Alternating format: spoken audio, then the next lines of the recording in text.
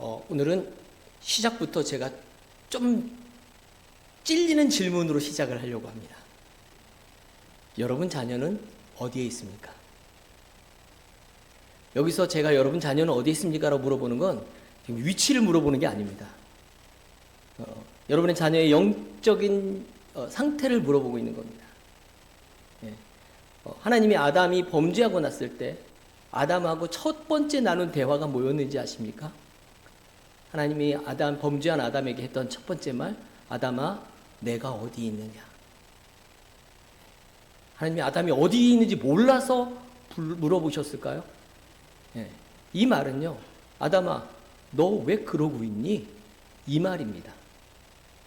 아담아, 내가 어디 있느냐? 여러분 자녀들은 지금 어디에 있습니까? 정확하게 얘기해볼까요? 여러분 자녀들은 뭐 하고 있습니까? 그 마음은 누구를 왕으로 섬기고 있습니까? 이 질문이 왜 안타까운 질문인지는 여러분들이 잘 아시리라 믿습니다. 한 아버지가 있었습니다. 젊은 날 그는 하나님의 음성을 듣습니다. 그리고 이 아버지는 성소에서 자고 성소에서 먹고 성소에서 살아갑니다. 그는 백성들에게 존경받는 지도자인 사사였고 하나님의 뜻을 온전히 전하는 선지자로 살아갑니다. 그런데 시간이 지나고 그의 머리에 흰머리가 생겨서 백발이 되었을 때 그는 인생의 가장 고통스러운 평가를 받게 됩니다. 사람들이 이렇게 말합니다. 당신의 아들들은 당신 같지 않습니다. 당신은 실패한 아버지입니다. 그건 단순히 자녀의 교육의 실패가 아닙니다.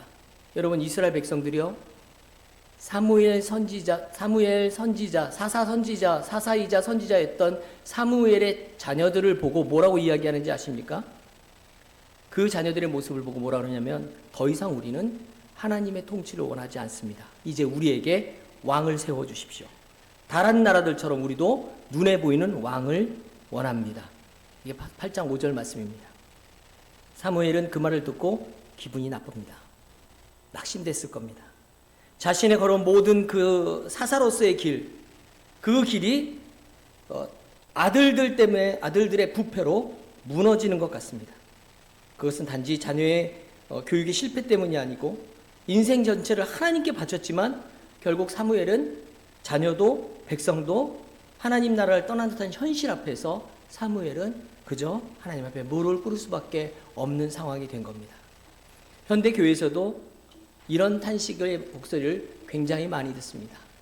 부모 상담을 해보면 제일 많이 듣는 이야기가 뭔지 아십니까? 요즘 청소년 자녀를 둔 부모들이 하는 이야기. 목사님, 제가 저희 자녀를 믿음 안에서 말씀 안에 키우려고 했습니다. 그런데 이제 이 아이가 교회를 나오려 하지 않습니다. 제가 뭘 잘못했을까요? 이렇게 물어봅니다. 아마 사무엘도 그런 마음이었을 겁니다. 사무엘은 자녀들에게 당연히 사사로서 하나님의 말씀을 가르쳤습니다. 그리고 하나님의 지도자로 자기의 자식들을 세워주었습니다. 그런데 아들들은 뇌물을 받고 판결을 바꿔서 불리한 판결을 하게 됩니다. 사사로 세웠지만 아버지의 신앙이 자녀에게 흘러가지 않습니다. 여러분, 그러면 사무엘은 실패한 아버지일까요? 아니면 이것은 인간의 한계일까요? 아니면 하나님의 더 깊은 뜻이 담겨있는 역사일까요? 우리도 같은 질문을 한번 던져봅니다. 여러분, 신앙의 가문을 이끌어가는 것이 얼마나 어려운 일입니까? 아무리 말씀으로 양육해도 결과가 내 손 안에 있지 않다면 우리는 무엇을 의지해야 합니까? 사람의 실패가 하나님의 실패로 보일 때 우리는 어떤 믿음의 결단을 해야 합니까? 실패는 우리가 보기에 실패일 뿐 하나님은 그 실패 안에서 그분의 왕국을 예비하셨다는 것이 오늘 성경에 나오는 이야기입니다. 오늘 말씀을 보면서 우리가 8절까지 말씀만 봤지만 22절까지의 말씀을 쭉 읽어보면 그 말씀 속에서 나타나는 문제들은 사사 사무엘이라는 개인의 문제가 아니라 오늘날을 살아가는 우리 부모 세대의 고민, 그리고 하나님의 통치 방식에 대한 인간의 도전이라는 큰 이야기가 그 안에 숨겨져 있습니다. 먼저 우리가 기억해야 될 건 사무엘상에 나오는 사사시대는요, 이런 시대입니다. 하나님이 이스라엘 민족을 애굽에서 출애굽을 해가지고 가나안 땅으로 데리고 들어가십니다. 그리고 그 가나안 땅에 들어가셔서 하나님이 이스라엘 민족들한테 이 땅에 있는 모든 것들을 다 진멸할 것을 요구하십니다. 그런데 불구하고 이스라엘 민족들은 그렇게 하지 않습니다. 가나안 민족들을 살려놓습니다. 그리고 그들을 일꾼으로 써서 농사를 짓게 합니다. 여기에는 인간적인 타당성이 있습니다. 왜냐하면 출애굽한 이스라엘 사람들은 광야에서 40년 동안 살면서 하나님이 주는 거 먹었고 하나님이 주는 대로 입었고 하나님이 돌보셨습니다. 무려 40년을. 농사 지을 수 있을까요? 없을까요? 40년을 백수로 살았는데 무슨 농사를 짓겠습니까? 그런 이스라엘 사람들 앞에 가나안 땅은 황무지가 아니고 옥토지만 자기네가 경작할 수 없는 땅으로 보입니다. 적과 꿀이 끓으지만 그 땅은 정말 그림의 떡입니다. 그래서 이스라엘 사람들은 잔머리를 굴리기 시작합니다. 뭘 하죠? 가나안 민족들을 다 내쫓지도 않고 다 진멸하지도 않고 그 문화도 다 없애지 않습니다. 그리고 그 땅에서 그들이 그냥 살게 합니다. 하나님이 이스라엘 민족을 가나안 땅으로 불러서 가나안 땅에서 살게 하시면서 그 땅을 주셨을 때 하나님은 이스라엘에 왕을 세우지 않고 하나님이 직접 이스라엘을 통치하십니다. 이걸 신정국가라고 얘기합니다. 신이 직접 정치를 하시는 겁니다. 그런데 하나님이 직접 이스라엘 민족을 다 상대하시지 않고 어떻게 하시냐면 사사라고 하는 지도자를 세우십니다.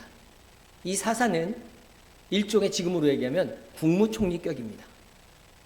그래서 이 사람들이 지도자로 이스라엘 민족들을 돌보고 문제들을 해결해주고 재판을 하고 이런 일들을 해나갑니다.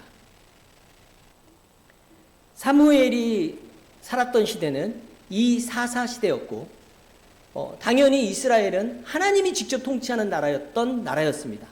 그런데 사무엘의 등장으로 사무엘의 노년에 그의 아들들이 사사가 되어서 부패한 모습을 보이면서 사람들은 더 이상 이 신정 국가 체제, 쉽게 말하면 하나님이 직접 통치하는 이 체제를 불신하게 됩니다.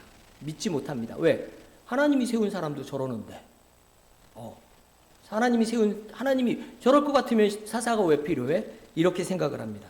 그리고 그들은 결국 우리에게 왕을 세워 우리를 다스리게 하여 주시오라고 요청합니다. 이스라엘은 당시 주변 나라들 블레셋이나 암몬이나 모압처럼 눈에 보이는 왕, 군사적 지도자, 정치적 안정을 원하는 겁니다. 옆에 블레셋이나 암몬이나 모압 족속은 다 왕이 있었습니다. 그리고 그 왕이 강력한 군사력을 쥐고 수시로 이스라엘을 쳐들어와고 이스라엘 사람들을 약탈하고 괴롭혔습니다. 그런데 이게 왜 일어났는지 아십니까? 이 약탈과 이 괴롭힘이? 하나님이 다 내쫓으라고 그러고 다 죽이라고 했는데 이스라엘 백성이 그렇게 따르지 않은 겁니다. 예, 다 따르지 않고 모압 족속도 살려주고 암몬 족속 살려주고 그 바람에 이제 그 민족이 다시 커져갖고 이스라엘을 공격하는 상황이 된 겁니다. 본인들이 저지른 짓입니다. 하나님의 법과 언약에 의한 통치가 아니고 인간 중심의 제도와 구조를 이스라엘 백성들이 지금 이제 요구하고 있는 겁니다. 사무엘상 8장은 하나님과 맺은 언약을 인간들이 이스라엘 민족들이 스스로 뒤집으려는 시도입니다. 하나님이 이스라엘 왕인데 백성들이 그 왕을 버리고 인간의 왕을 달라고 얘기하는 겁니다. 이거 배신 아닙니까? 그래서 하나님께서 사무엘상 8장 7절에 이렇게 말씀하시죠. 그들이 너를 버림이 아니오 나를 버려 자기들의 왕이 되지 못하게 함이니라. 예. 신명기 17장 14절 20절에 보면 하나님께서 왕정의 가능성과 기준에 대해서 이야기하신 부분이 있습니다. 이 말은 무슨 얘기냐면 하나님이 왕이 통치하는 이 왕 통치하는 체제에 대해서 하나님이 반대하시는 분이 아니라는 겁니다. 단지 지금 왕이 통치할 때가 아니고 하나님이 직접 통치하시고 하나님이 왕이 되셔야 되는 상황이라는 걸 하나님이 얘기하고 계시는 겁니다. 그런데 사람들은 아니요, 다 필요 없어요. 지금 우리에겐 왕이 필요해요. 우리에게 왕을 주세요. 라고 이야기하고 있는 겁니다. 여러분, 이건요, 하나님의 주권에 대한 불신입니다. 세속적 사고방식의 반영입니다. 그리고 이건 하나님께 구별된 언약 공동체의 정체성을 포기하는 겁니다. 이스라엘을 하나님이 왜 세우셨습니까? 이스라엘을 통해서 하나님이 계신 것을 세상 모든 민족들이 보게 하기 위해서 그래서 선택한 민족이 이스라엘입니다. 그걸 이스라엘은 선민세상이라고 얘기합니다. 지금도 자기는 선택받은 민족이라고 얘기합니다. 그렇게 하나님께 선택받은 민족이 뭐라고 얘기합니까? 우리 하나님 필요 없습니다. 왕을 주십시오. 이렇게 이야기하고 있는 겁니다. 오늘 본문 말씀을 통해서 우리는 세 가지 교훈과 가르침을 받습니다. 첫 번째는 자녀를 통제할 수 있는 사람은 아무도 없다라는 겁니다. 네. 여러분 자녀 통제하실 수 있나요? 이미 다 커서 자식들이 아들도 낳고 자식도 낳고 사는 그 자식들 뭔 수로 통제를 합니까? 그죠? 그런데 여러분 어렸을 때는 통제하셨나요? 어렸을 때도 안 됐습니다. 네, 어려서도 안 됐고 지금도 안 되고 앞으로도 안 될 겁니다. 이걸 성경이 지금 이야기하고 있는 겁니다. 그의 아들들이 여호와의 도를 따르지 아니하고 이익을 따라 뇌물을 받고 판교를 굽게 했다고 8장 3절에 나오죠. 사무엘은 노년에 두 아들 요엘과 아비야를 사사로 임명했습니다. 당시의 사사는 이렇게 승계해서 대를 이어서 사사를 하는 경우도 많았습니다. 그런데 사무엘의 두 아들은 아버지의 신앙과 길을 따라가지 않습니다. 그리고 이것은 단지 도덕적인 타락이 아니고요. 사사제도의 본질적인 실패를 가져오는 모습으로 보여집니다. 사사는 하나님을 대신해서 백성들을 하나님 앞에서 공의로 재판하고 말씀을 따라 인도하는 자입니다. 그런데 그 자리에 있는 자녀가 뇌물을 받고 판결을 굽겠다? 문제 있는 거죠. 뭐하고 똑같아요? 교회 목사님이 돈 받고 재판 결과 바꿔주는 거하고 똑같은 겁니다.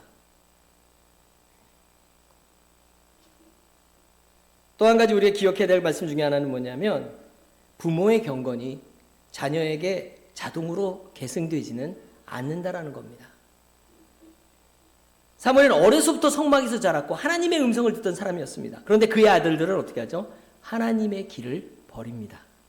여러분 성경은 신앙의 그 가정적 승계, 계승을 강조하지만 그러면서도 동시에 개인의 믿음과 책임과 회심의 필요성도 말합니다. 다시 말하면 뭔 얘기냐면 부모가 열심히 교회 생활한다고 그 자녀가 구원받는 건 아니라는 겁니다. 부모가 천국 갈 사람이라고 자녀도 같이 갈 사람은 아니라는 겁니다. 부모가 구원받았다고 자녀의 구원을 보장하지 않습니다. 사무엘은 결국 내 맘대로 할 수 없는 자녀를 사무엘서는 우리에게 지금 보여주고 있는 겁니다. 사무엘은 실패한 아버지처럼 보입니다. 그런데 실제로 이 본문의 말씀은 부모의 책임과 하나님의 주권 사이의 경계성을 분명하게 보여주는 건가요? 다시 말해볼까요? 여러분 열심히 기도한다고 해서 내 자녀가 예수 믿고 구원받는 건 아니라는 겁니다. 물론 여러분들이 여러분 자녀를 위해서 기도하는 건 기도해야 되겠죠. 그러나 그렇게 강요한다고 해서 믿어지는 게 아니라는 겁니다. 자녀가 하나님의 은혜 언약 안에서 부름받고 스스로 믿음의 응답을 해야 될 필요가 있다는 겁니다. 그래서 교회에 나와야 되는 거고요. 두 번째로 오늘 본문 말씀에서 우리가 알 수 있는 건 사울의 두 아들을 핑계대고 하나님의 통치를 거절하는 이스라엘 백성들의 모습을 봅니다. 우리에게 왕을 세워 우리를 다스리게 하소서. 우리도 다른 나라들 같이 되게 하소서. 여러분 이 본문 말씀은 이스라엘 장로들이요 사무엘 아들들이 부패한 것을 빌미로 하나님 필요 없으니까 왕 내놔라고 얘기하고 있는 겁니다. 여기서 문제는 왕을 요청한 게 아닙니다. 동기와 목적이 하나님을 대신하는 사람을 세우겠다라는 겁니다. 사무엘이 이 요청을 듣고 기뻐하지 아니하고 하나님께 기도합니다. 하나님 어떻게 해야 됩니까? 그랬더니 하나님이 이렇게 얘기하십니다. 그들이 널 버린 게 아니야. 이스라엘 백성이 널 버린 게 아니야. 나를 버린 거야. 하나님은 그렇게 말씀하십니다. 이스라엘은요 하나님의 직접 통치를 포기하고 인간의 왕을 우상처럼 세우는 신정 거부 선언과 같은 겁니다. 이걸 언약신약적으로 보면 죄의 반복된 패턴이라고 그렇게 얘기합니다. 하나님의 언약 공동체가 주변 문화를 본받아갖고 가면 그 하나님의 언약 공동체 기독교가 우리 그리스도인들이 그리스도인의 정체성을 잃어버린다라는 걸 얘기하는 겁니다. 이 장면이 오늘날 교회와 우리 주변에서 얼마나 많은지 여러분은 아실 겁니다. 복음의 능력보다 세상의 방식, 조직, 힘, 권위 이런 것에 굉장히 의지하고 쫓아가는 모습이 얼마나 많습니까? 하나님은 그들의 요구를 듣고 응답을 하십니다. 그렇지만 그냥 단순히 응답이 아니고 하나님은 이미 그들의 의도까지도 통찰하고 계시다라는 겁니다. 하나님은 이렇게 말씀드리게 하나님은 모든 것을 아십니다. 이게 오늘 본문의 두 번째 교훈입니다. 하나님은 모든 것을 아십니다. 우리가 아무리 애둘러서 하나님을 위해서 이렇게 살면 어떨까요? 하나님을 위해서 제가 세상에 나가서 이렇게 살면 어떨까요? 하나님은 아십니다. 네가 세상에 나가고 싶구나. 하나님은 모든 것을 아십니다.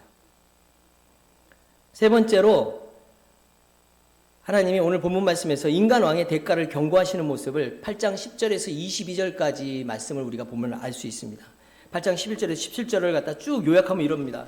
야, 왕을 세우면 너희 아들들을 데려다가 병거와 마병에 태워서 전쟁 나가야 돼. 니네 딸들도 궁녀로 끌려갈 거야. 너희는 그의 종이 왕의 종이 될 거야. 하나님이 경고를 하십니다. 하나님은 사무엘을 통해서 인간 왕이 어떤 방식으로 백성을 지배할지 구체적으로 경고를 하십니다. 그게 10절에서 22절까지의 말씀입니다. 왕은 군사 징집, 강제 노역, 조세 부과 이걸 통해서 백성들을 통제할 것을 하나님이 알려주십니다. 재밌는 거 알려드릴까요, 여러분? 하나님은 이스라엘 백성들을 왕이신 하나님이 어떻게 통제하셨는지 아십니까? 하나님은 자유 그리고 보호라는 방법으로 통제하십니다. 이스라엘 백성들이 뭘 하든지 자유롭게 하게 내버려두셨어요. 그리고 그 하나님이 이스라엘이 자유롭게 살아가는 이스라엘 민족을 보호하셨어요. 뭐 이스라엘 민족에게 너네 우상 섬기지 마 이거는요. 그 다음에 가나안 땅의 모든 민족을 멸해라 이 이야기는 하나님이 이스라엘 민족을 보호하기 위해서 하신 말씀이에요. 하나님이 철저하게 이스라엘 민족을 자유롭게 살고 보호하고 이게 하나님의 통치 방법입니다. 그래서 우리가 그리스도인으로 살아갈 때 하나님의 통치 방법 없으니까 여러분 하나님이 사사건건 다 간섭하세요. 예를 들면 제가 나가다가 나쁜 맘 먹었어. 근데 갑자기 하늘에서 뭐 벽돌 하나 떨어져갖고 머리통 깨졌어. 뭐 이런 일이 일어나나요? 그런 일 없잖아요. 하나님이 사사건건 다 반대하시고 다 참견하시나요? 그렇지 않아요. 우리 하나님은 다 자유롭게 내버려 두십니다. 이게 하나님의 통치 방법입니다. 근데 여러분 세상 왕의 통치 방법은 어떻죠? 세상 왕의 통치 방법은 착취와 억압입니다. 그놈의 착취, 세금은 그지같이도 잘 떼가요. 요즘은 50만 원 이상 송금하면 자동적으로 국세청으로 들어가더라고요. 예, 50만 원 이상 송금하면 국세청으로 보고가 들어갑니다. 예, 그래갖고 개인 뭐 소득분이 뭐 이게 바뀌고요. 네, 국민연금이 바뀌고요. 다 바뀝니다. 네, 저기 뭐 의료보험도 바뀌고요. 요즘 뭐 유리지갑이라고 하는데. 통장에다 돈 집어넣으면 다 유리지갑이 있는 시대가 됐습니다. 악착같이 뜯어갑니다. 이게 세상 통치 방법입니다. 줄 땐 그지같이 안 줍니다. 네. 종합소득세 신고했더니 환급받는 게 제로더라고요. 네. 아, 되게 기분 나쁘더라고요. 연말정산도 안 했었는데. 여러분, 하나님의 통치 방법과 세상의 통치 방법 어디게 더 낫습니까? 세상 통치 방법이 좋아요? 착취와 억압, 법적인 굴레, 제도적 제한들 이런 게 좋아요? 하나님의 통치 방법은 그런 게 없어요. 하나님은 알아서 해 괜찮아. 알아서 해 알아서. 문제 생기면 누가 책임집니까? 하나님이 책임져 주십니다. 이게 하나님의 통치 방법이에요.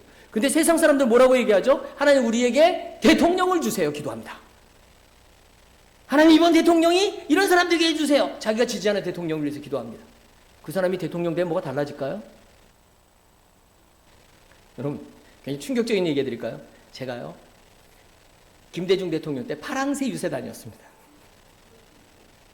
그리고 노무현 대통령 때는 노사모였습니다.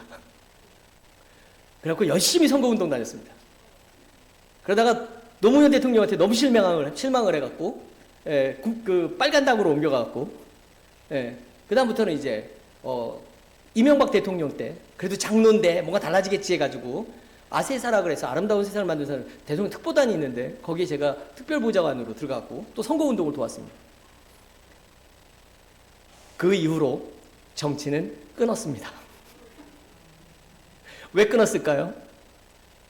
저는요, 그래도 믿음이 있는 지도자가 되어지면 좀 이 나라가 하나님 나라가 되지 않을까라는 기대를 가졌는데 그 정말로 유명한 얘기로 전문적인 용어로 개가 풀을 뜯어먹는 소리였습니다. 말도 안 되는 이야기입니다. 그 사람들은 하나님 나라를 만들 생각이 없습니다. 세상법과 세상의 규정을 가지고 세상의 나라를 만드는 거지 하나님의 나라를 만들 사람은 아무도 없습니다. 누가 대통령이 되든 마찬가지입니다. 어떤 누가 대통령이 돼도 그 사람들이 만드는 나라에는 하나님의 나라는 존재하지 않습니다. 그거 아시겠죠? 이제 물론 공의와 정의가 살아있고 올바른 그렇다고 그게 하나님의 공의는 아닙니다. 네, 유명한 얘기 있죠. 사람이 먼저입니다. 우리 하셨던 분, 자기 사람만 먼저입니다. 어떤 개그맨이 그렇게 얘기하더라고요. 네, 누가 되든 다 마찬가지였더라고요. 그런 이야기들 나오는 거 우리는 압니다. 그런데 사람들은 인간의 통치를 추구합니다. 놀랍죠? 그리스도인들조차도. 근데 여기서 굉장히 중요한 이야기가 나옵니다. 8장 18절에 보면 이런 얘기가 나옵니다. 그날에 너희가 택한 왕으로 말미암아 너희가 부르짖을 것이나 여호와께서 너희에게 응답하지 아니하시리라. 야, 니네 왕 때문에 니네가 하나님 살려주세요 그럴 때 난 모른 척 할 거야 라고 얘기하시는 겁니다.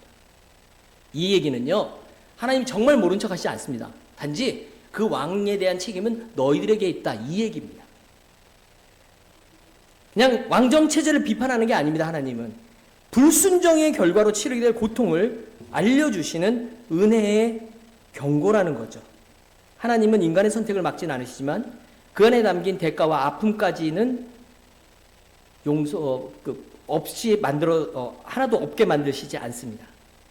오늘날 우리가 인간의 방식, 제도, 지도자를 신뢰하고 하나님을 뒤로 미루는 그리스도인들이 점점 늘어나고 있습니다. 대통령 선 코앞에 왔는데 빨간 옷, 파란 옷 입은 사람들 열심히 소리 지르고 다니잖아요. 네. 여러분, 인간의 방식, 인간의 지도자 신뢰하지 마십시오. 네. 그 사람들이 하나님 세상을 만들지는 않을 겁니다. 아니, 그럴 생각은 눈꼽만큼도 없습니다. 하나님을 신뢰하고 하나님 앞에 서야 될 사람들이 사람을 신뢰하고 하나님 앞에 서야 될 사람들이 사람 앞에 섰을 때 이것을 우리는 뭐라고 부르냐면 영적 타협이라고 부릅니다. 그리고 하나님은 그 영적 타협에 대해서 여러 가지로 경고하십니다. 이사야서 30장 1절에 보니까 도움을 구하되 나에게 묻지 아니하며 또 예레미야서 2장 13절에 이런 신앙의 타협을 생수의 근원을 버리고 터진 웅덩이를 판 것이라고 말하고 사도행전 7장 39절에 보니까 그들이 하나님께 순종하지 않고 애굽으로 마음을 돌렸더라 이런 말씀도 나옵니다. 그들이 하나님을 향하지 않고 애굽으로 말을 돌렸더라라는 얘기입니다. 하나님은 왕은 허락하시지만 그들의 마음을 살피시고 언약의 길로 돌이키기를 원해서 그들에게 경고하십니다. 은혜의 통치는 강요가 아니고 경고와 인내로 함께 하시는 겁니다. 사무엘은 오늘 본문에 보면 실패한 아버지로 보였습니다. 그러나 그는 여전히 하나님의 뜻을 분별하며 백성을 인도하려 하고 그리고 이제 사사의 자리를 내려놓고 선지자의 모습으로 다시 살아갑니다. 어떻게 보면 사사로서 지금까지 해왔던 모든 것이 너무 허무하게 끝났고 여러분 이렇게 생각해 보세요. 나 이후로 대통령제가 없어졌어. 만약 이렇다면 마지막 대통령 마음은 어떨까요?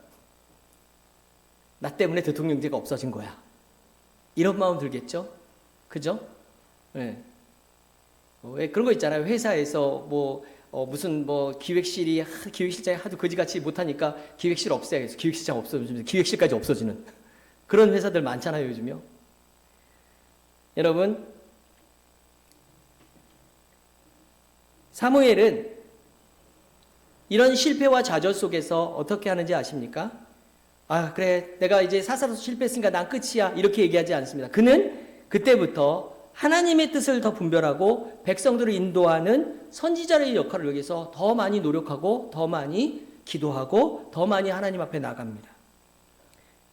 그리고 하나님은 이스라엘의 잘못된 요구를, 그 잘못된 요구를 가지고 다리우 왕조를 시작하시고 궁극적으로 하나님의 참된 왕이신 예수 그리스도를 이 땅에 보낼 계획을 그 라인에서 다시 계획하십니다. 말씀 마치겠습니다. 오늘 수많은 부모들이 사무엘과 같은 고백을 내뱉습니다. 네. 나는 신앙으로 살았는데 왜 내 아이는 교회를 떠났을까? 나는 열심히 신앙생활하는데 왜 내 자녀는 열심히 신앙생활하지 않을까? 하나님을 전했는데 왜 내 자녀는 하나님을 선택하지 않았을까? 사무엘은 실패한 아버지처럼 보입니다. 그는 나라를 하나님 앞에 바로 세웠지만 자기 자녀는 하나님을 떠났습니다. 사무엘은 하나님의 음성을 듣고 사는 사람이었지만 자녀들은 뇌물을 바라보며 사는 사람이 됐습니다. 이렇게 실패한 아버지 같은 사무엘 모습 앞에 하나님은 본문을 통해서 우리에게 말씀하십니다. 하나님의 일하심은요, 사람의 실패에도 불구하고 계속된다는 겁니다. 하나님의 일하심은 결코 중단하지 않는다라는 겁니다. 부모의 연약함 속에도 자녀를 다루실 수 있는 하나님이 바로 전능하신 하나님이라는 겁니다. 믿음에서 멀어진 자녀들이 있는 부모들은 자녀를 바라볼 때 깊은 슬픔과 상실의 아픔을 느낍니다. 그러나 성경에서 신앙의 부모는 여전히 소망의 불꽃을 간직하고 믿음을 잃어버린 자녀를 위해서 어떻게 살아야 될지를 분명하게 여러 가지로 제시합니다. 그 중에 하나가 뭐냐면 부모가 먼저 깊은 회개와 겸손한 자기 성찰을 해야 된다는 겁니다. 부모의 삶에서 자녀가 믿음을 떠나게 된 이유가 무엇인지 진지하게 돌아봐야 됩니다. 책임을 탓으로 돌리는 것이 아니라 부모가 하나님 앞에서 먼저 무릎 꿇고 회개하고 간구하는 것이 먼저입니다. 그리고 나의 연약함과 실패를 솔직히 인정하고 하나님께 용서를 구할 때 하늘문은 열리기 시작합니다.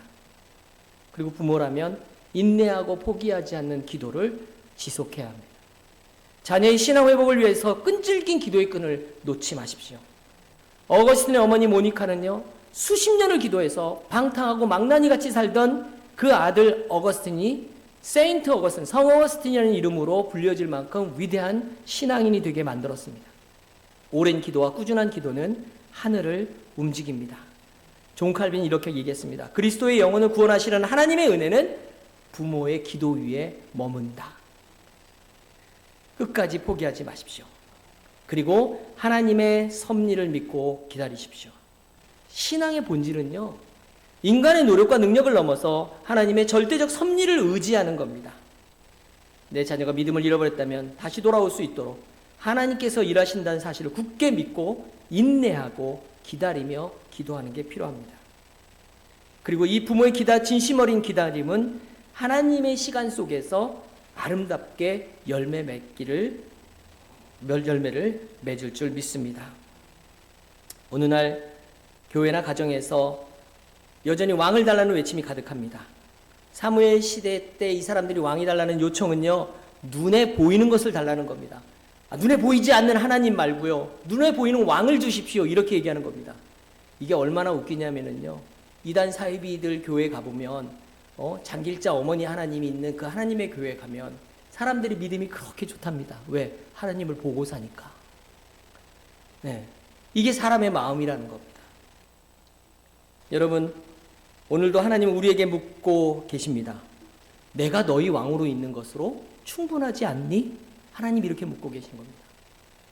여러분 한번 고민해 보십시오.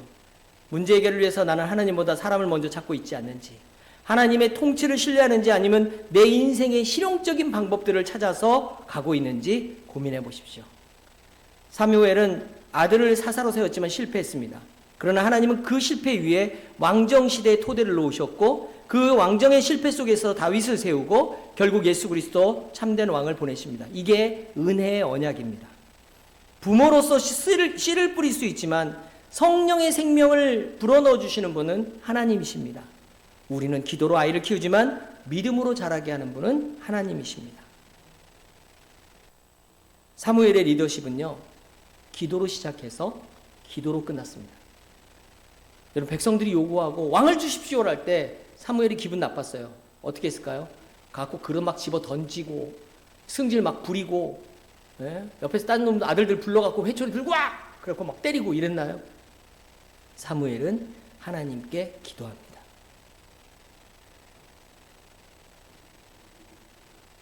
오늘날 교회 안에서 세속적 리더십의 어떤 유형들이나 유혹에 휩쓸리지 말고 하나님의 약속을 믿고 하나님만 바라보는 저와 여러분 되시기를 축원합니다. 사무엘의 이야기는 우리 모두의 이야기입니다. 자녀의 문제, 인정받지 못한 수고, 여러분 인생에서 남의 이야기가 아니지 않습니까? 그러나 이 모든 상황 속에서 하나님은 여전히 일하셨고 하나님의 통치를 멈추지 않으십니다. 오늘 사무엘상 8장의 음성을 기억하십시오. 실패라고 생각하느냐? 괜찮다. 내가 너의 왕이니라. 미국의 한 작은 시골 마을에 오래된 활 제작장인이 있었답니다. 그는 평생을 활을 만들었는데 활을 하나하나 만들 때마다 수공으로 정성을 다해서 만들었습니다. 그리고 이 활장인은 자기 아들에게도 이 활을 만드는 기술을 어렸을 때부터 가르쳤습니다. 어린 아들이 앉아가지고 아버지하고 웃으면서 이 활을 만들고 좋아하고 즐거워하는 모습에서 아버지는 뿌듯함을 느끼면서 아들과 같이 활을 만듭니다. 나무를 다듬고 줄을 매고 활실을 당기며 웃던 시간들이 너무나도 행복했습니다. 그런데 아들이 사춘기가 오고 세상 속으로 나아갈 때가 되자 그는 아버지의 기술과 방식이 낡은 것, 느린 것이라고 생각을 합니다. 그래서 이 아들은요, 도시에 가서 가게를 엽니다. 그리고 어느 날 아버지가 소문을 들었는데 아들이 자기 아들의 이름으로 공장을 만들어서 활을 만들어 파는 공방을 열었다는 이야기를 듣습니다. 문제는 그 활은 싸구려였습니다. 빨리 만들기 위해서 공장식으로 만들고요, 대량 생산을 하는 그런 공장형 활을 만듭니다. 아버지는 내가 잘못 가르쳤구나. 내가 기술은 줬지만 내가 정신은 가르치지 못했구나. 이렇게 생각을 합니다. 그리고 마지막으로 자신이 만든 활 중에서 가장 잘된 최고의 활 하나를 정성껏 포장해서 아들의 공방으로 보냅니다. 그리고 거기다 메모를 붙입니다. 언젠가 진짜 활이 필요할 때가 오면 그때 이걸 꺼내라. 그리고 내 사랑도 함께 꺼내다오. 이렇게 편지를 보냅니다. 몇 년 후에 아들이 사업이 쫄딱 망했습니다. 그리고 다시 마을로 돌아옵니다. 그리고 오래된 아버지의 공방문을 열었는데 거기에는 한 손에 활을 들고 기다리는 아버지가 있었다고 합니다. 사무엘은 아들들에게 신앙을 다 주고 싶어도 전달되지 않은 것처럼 보였습니다. 그러나 하나님은 그 실패조차도 언약의 흐름 속에서 사용하셨습니다. 오늘 우리의 자녀, 또 우리의 교회 공동체, 또 우리 주변 모습 속에서 부러진 활처럼 느껴질더라도 하나님은 그 마음을 아시고 우리가 쏘지 못한 화살을 그분 손으로 쏘실 수 있는 분입니다. 우린 뭐 해야 될까요? 우리가 들고 있던 활을 하나님께 드리는 겁니다.